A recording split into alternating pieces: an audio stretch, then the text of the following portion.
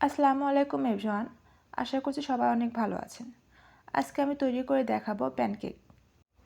একটি মাত্র ডিম আর 1 কাপ ময়দা দিয়ে তৈরি করব খুবই মজাদার, বাচ্চাদের খুবই পছন্দের প্যানকেক। সকালে নাস্তা বা বাচ্চাদের টিফিনেও ঝটপট তৈরি করে দিতে পারেন। শুধু বাচ্চারাও না, বড়রাও কিন্তু খুব পছন্দ করে খাবে।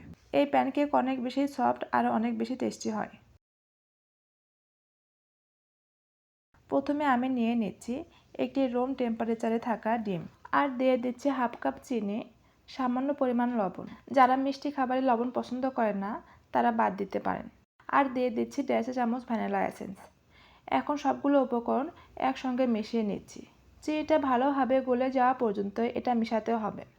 একটু সময় নিয়ে খুব ভালোভাবে মেশাতে হবে। দেখতেই পাচ্ছেন আমার মেশানো হয়ে গেছে আর কালারটাও চেঞ্জ হয়ে এসেছে।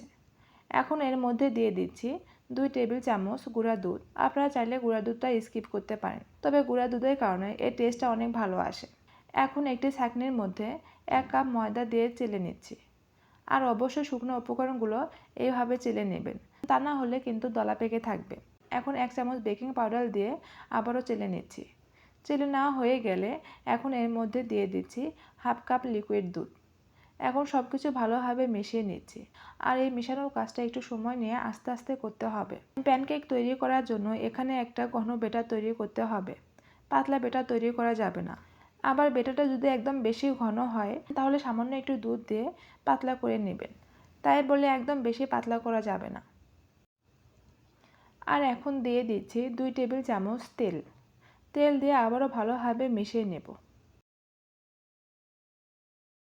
আমার ব্যাটারটা রেডি হয়ে গেছে। এখন একটি প্যানে সামান্য তেল দিয়ে ব্রাশ করে নিচ্ছি। এখন একটি টিস্যু পেপারের সাহায্যে অতিরিক্ত তেলগুলো তুলে নিচ্ছি। এখন একটি চামচের সাহায্যে প্যানের মাঝখানে ব্যাটারটা দিয়ে দিচ্ছি। এই পর্যায়ে চুলার আঁচটা কিন্তু একদমই কম থাকবে, তা না হলে প্যানকেকের নিচে কিন্তু জালি জালি বা সিদ্ধ সিদ্ধ হবে। তাই চুলার আঁচ কমে একটু সময় নিয়ে প্যানকেক তৈরি করে নেবেন। একটি প্যানকেক তৈরি করতে কিন্তু 2 থেকে 3 মিনিট সময় লাগবে। এর থেকে কম সময় লাগলে কিন্তু প্যানকেক পারফেক্ট হবে না। আর দেখতেই পাচ্ছেন আমার প্যানকেকের নিচে কিন্তু খুব সুন্দর মসৃণ হয়েছে, একদমই ছিদ্র ছিদ্র হয়নি।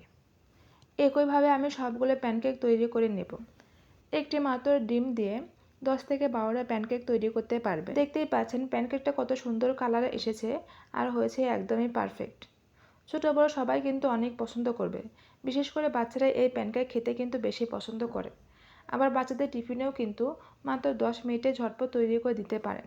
এখন একটি ভেঙে দেখাচ্ছি। ভিতরটা দেখলে আপনারা বুঝতে পারবেন এই প্যানকেকগুলো ঠিক কতটা সফট হয়েছে।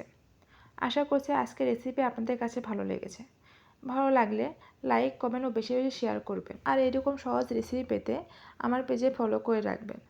আজকে এখানেই বিদায় নিচ্ছি। আবার নতুন কোনো রেসিপি নিয়ে হাজির হব। সেই সাথে সবাই ভালো থাকবেন, সুস্থ থাকবেন। আল্লাহ হাফেজ।